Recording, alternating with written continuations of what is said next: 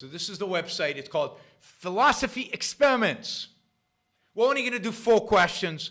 These are the 4 preliminary questions just to get you into the role. It says, this activity is a treatment of some of the issues thrown up by a thought experiment called the trolley problem in ethics, which was first outlined by philosopher Philippa Foot and then developed by Judith Jarvis, Thompson, and others.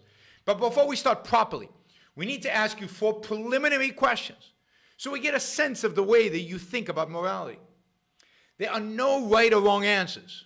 No right or wrong answers in morality. That's interesting. Just select the option that most corresponds with your view. I'm going to, but let me tell you, my view is right. All right, question number 1. Torture, as a matter of principle, is always morally wrong. What do you guys say, yes or no? I want to see yes or no in the chat. As a matter of principle, is always morally wrong. Are you on the Jack Bauer side of this? Are you on, where are you, right? Is torture ever appropriate? Can you think of any context in which torture would be appropriate? I can.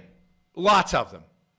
I have no problem with torture under the right circumstances, under the right context. In war with terrorism, I'm an advocate of the Jack Bauer school of torture. If somebody has the information about a nuclear bomb that's going to go off in my city, they're a bad guy, and they're not willing to disclose the information. It means they're evil. It means they have no rights. It means they deserve nothing. Zero, zilch. They're subhuman. If they're willing to sit on information that its disclosure would save the lives of hundreds of thousands, they are not human and don't deserve human rights.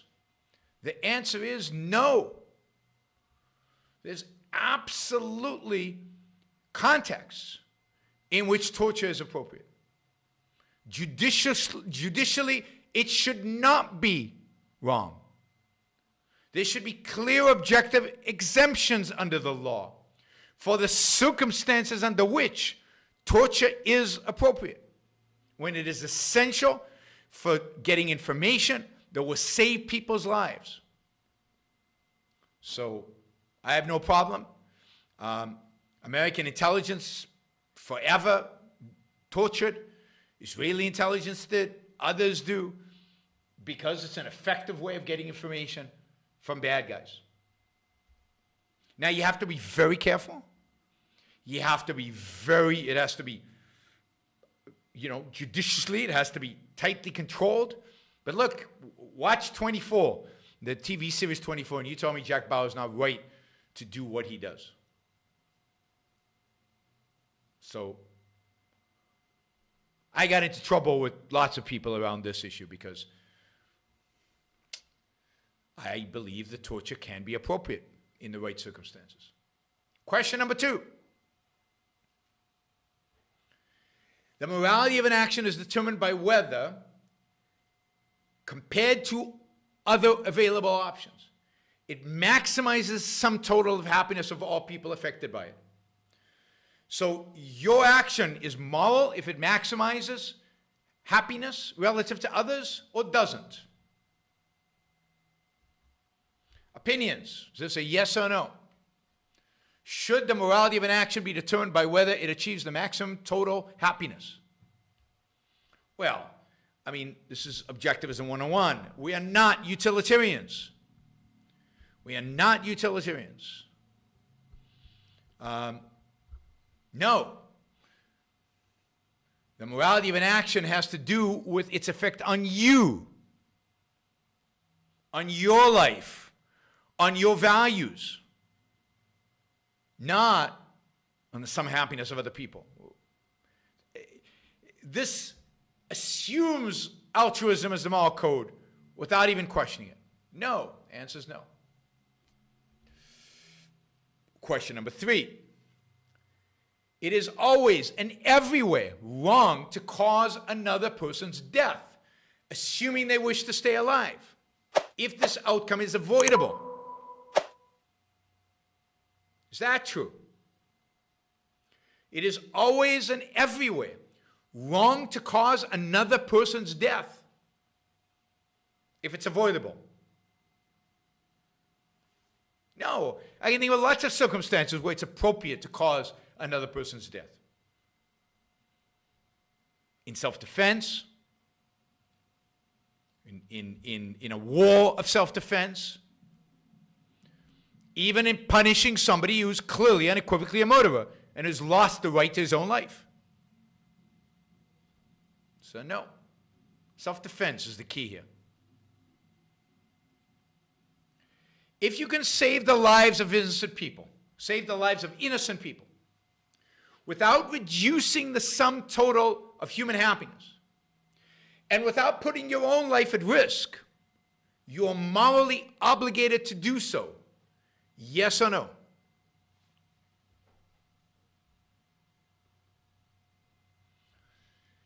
If you can save the lives of innocent people without reducing the sum total of human happiness, and without putting your own life at risk, are you morally obligated to do so?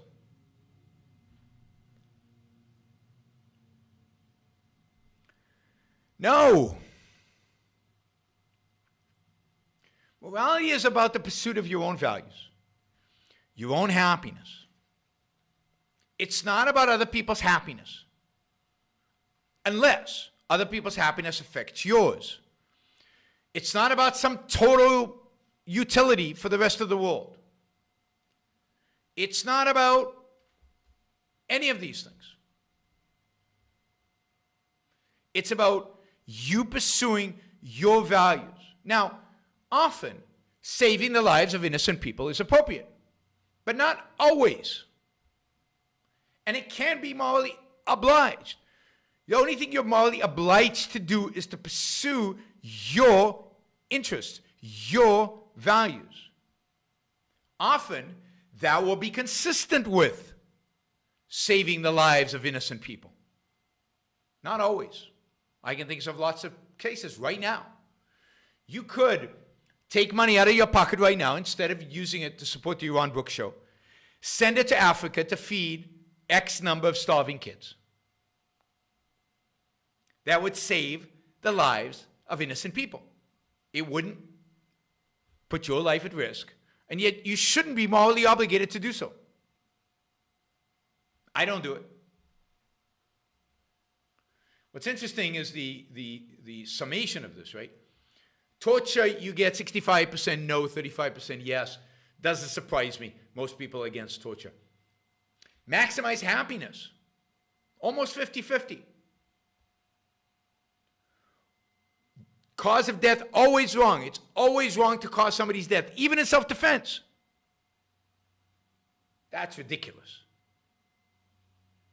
And of course, you're absolutely morally obligated to save the lives of innocent people. 77% of people who took this survey think that. That's the one that's most overwhelming. That's the one that's most altruistic. That's the one that tells you everything you have to know, because if you don't do it, if you don't send that check to Africa, if you don't do whatever you can in order to save the lives of innocent people, you feel guilty. And that's the guilt in which our politicians and our, you see that, and everybody else capitalizes on. So anyway, I thought that would be, now I hate trolley questions because they ignore the actual role of morality. The actual role of morality is to give you principles by which to guide your life towards the achievement of your values and towards the achievement of your life and ultimately your happiness. It's supposed to give you principles to guide your life in the achievement of your happiness. Not about, if you're on a trolley and you can kill 5 people versus 10 people, what would you choose? That's just ridiculous. That has nothing to do with morality. What principle is there? Kill fewer, not more? What if in the few there's a pregnant woman? What if in the few there are children and many they're old people? It's ridiculous. There's no moral arguments there. All right. And to begin with, I wonder if I can ask you to capsulize. I know this is difficult. Can I ask you to capsulize your philosophy? What is Randism? First of all, I do not call it Randism, and I don't like that name. I call it objectivism. All right. Meaning a philosophy based on objective reality. Now let me explain it as briefly as I can. First, my philosophy is based on the concept that reality exists as an objective absolute, that man's mind, reason, is his means of perceiving it, and that man needs a rational morality. I am primarily the creator of a new code of morality which has so far been believed impossible, namely a morality not based on faith. Not on faith, not on arbitrary whim, not on emotion, not on arbitrary edict, mystical or social, but on reason, a morality which can be proved by means of logic, which can be demonstrated to be true and necessary. All right. All right. Now, may I define what my morality is? All right. Because this is merely an introduction. My morality is based on man's life as a standard of value. And since man's mind is his basic means of survival, I hold that if man wants to live on earth and to live as a human being, he has to hold reason as an absolute, by which I mean that he has to hold reason as his only guide to action, and that he must live by the independent judgment of his own mind, that his highest moral purpose is the achievement of his own happiness, and that he must not force other people, nor accept their right to force him, that each man must live as an end in himself and follow his own rational self-interest. All right, before we go on, reminder, please like the show. We've got 163 live listeners right now, 30 likes. That should be at least 100. I figure at least 100 of you actually like the show. Maybe there are like 60 of the Matthews out there who hate it. But at least the people who are liking it, you know, I want to see a thumbs up. There you go. Start liking it. I want to see that go to 100. All it takes is a click of a thing, whether you're looking at this. And you know, the likes matter. It's not an issue of my ego. It's an issue of the algorithm. The more you like something, the more the algorithm likes it. So, you know, and if you don't like the show, give it a thumbs down. Let's see your actual views being reflected in the likes. But if you like it, don't just sit there. Help get the show promoted. Of course, you should also share. And you can support the show at yaronbrookshow.com/support, or on Patreon or Subscribestar or Locals, and show your support for the work, for the value hopefully you're receiving from this. And of course, don't forget, if you're not a subscriber, even if you just come here to troll, or even if you're here like Matthew to defend Marx, then you should subscribe, because that way you'll know when to show up. You'll know what shows are on, when they're on. You'll get notified, right? So, yes, like, share, subscribe, support. Like, share, subscribe, support. There you go. Easy.